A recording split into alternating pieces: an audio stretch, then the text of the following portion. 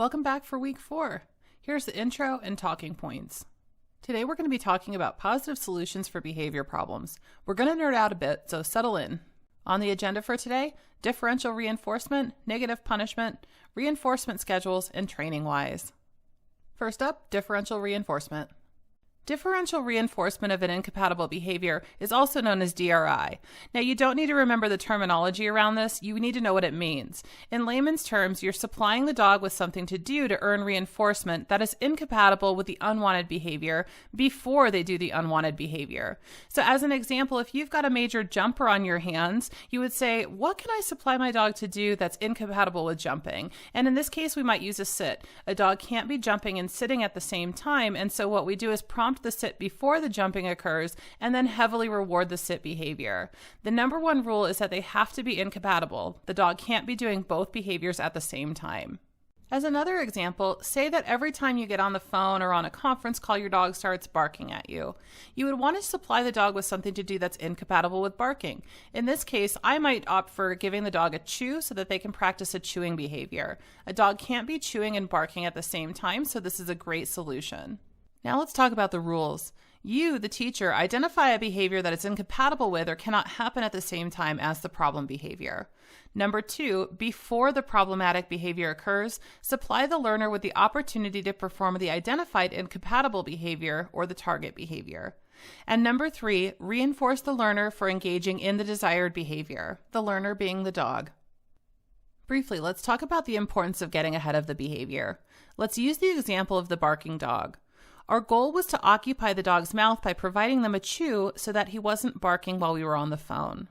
For most dogs, chews are considered a reinforcer, and reinforcers make behaviors happen more frequently.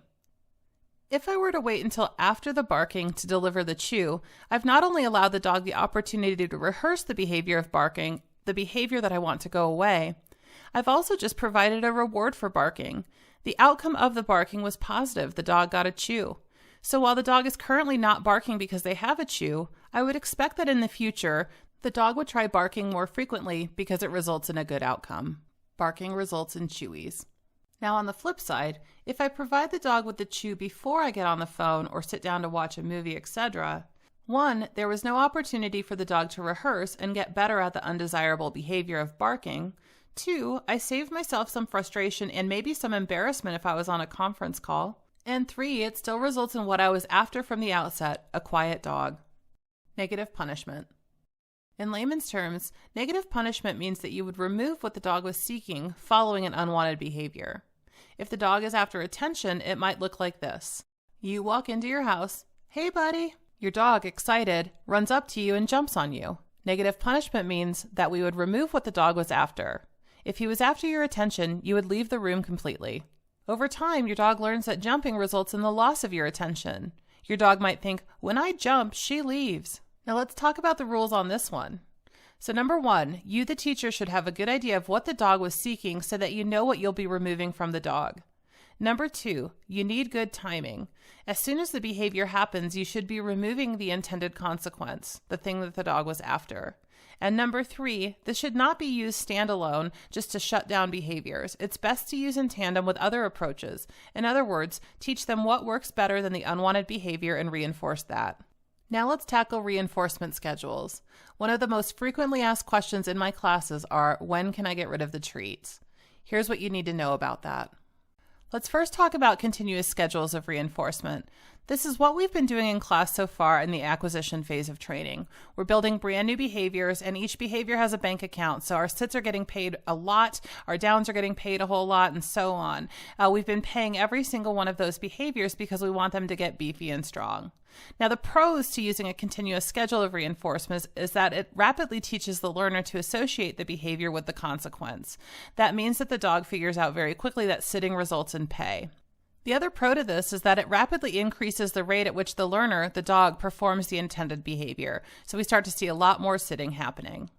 The cons are obvious. It's unrealistic for us to use this long term. Nobody wants to carry around treats for the rest of their lives for every single behavior. That said, the other con to this is that if we abruptly stop using reinforcement, it means that we'll quickly lose the desired behavior. Those behaviors you just spent all that time building will go away. They'll fall off into extinction.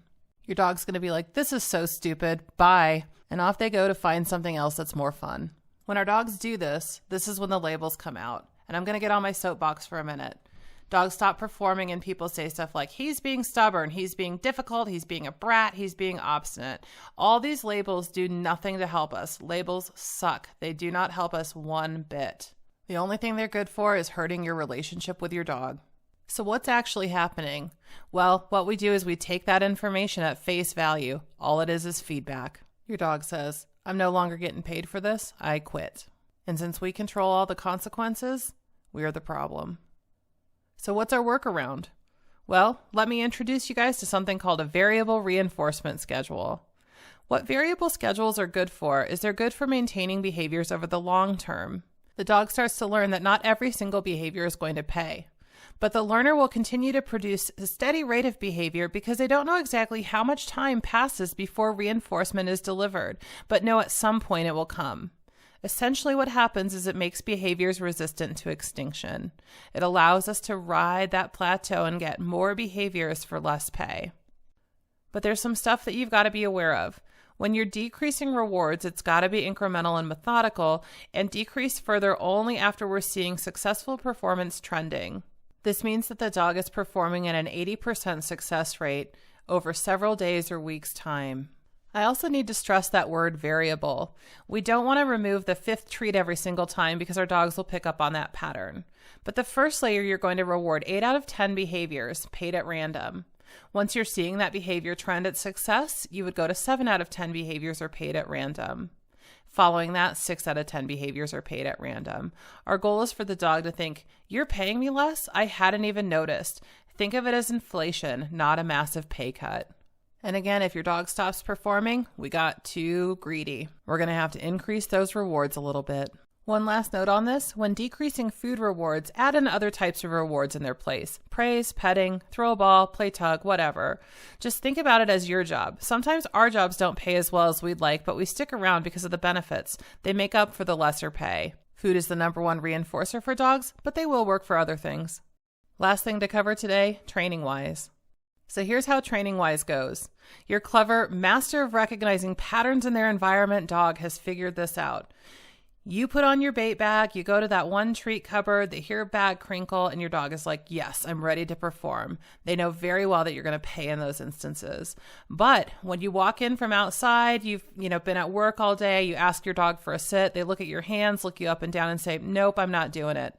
They have figured out precisely when you're going to pay and when you're not going to pay, and this is a problem. We need to break that association.